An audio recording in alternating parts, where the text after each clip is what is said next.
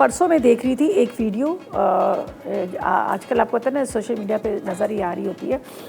तो बताने का मकसद ये कि देखें, हम बहुत सारी चीज़ें एक दूसरे को बताते हैं, सिखाते हैं, तो ही समझ आती है। मैं देख रही थी कि वो जो खेतों में लगे होते हैं ना टमाटर, सब्ज़ियाँ, तो वो सब्ज़ियाँ टमाटर थे, तो टमाटर के जो पौधे जा रहे थे उसके पास एक सांप था, ठीक है, एक सांप था। तो उस सांप ने क्या किया, टमाटर को पकड़ के पूरे अपने दांत ऐसे टमाटर के अंदर उसने डाले हुए थे, पूरे दांत उसके टमाटर के अंदर डाले थे, उसको खाने की कोशिश कर रहा था।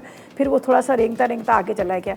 कहने का मकसद ये है कि अगर आपको सब्जियों में कहीं कुछ सुराख नज़र आए, कोई इस तरह के टमाटर के अंदर, खीरे के अंदर, तोरी के अंदर, तो आप वो सब्ज़ी ना लें। हमें पता नहीं है, ज़ाहिर है खेतों देहातों में तो बहुत सारी इस तरह की चीज़ें होती हैं।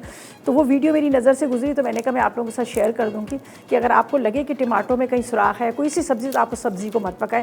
ज़ाहिर है उसका जहर होता है, वो जहर उसके अंदर चला जाता है। तो इसलिए मैंने कहा चलिए ये मैं आपके साथ शेयर कर लेती हूँ।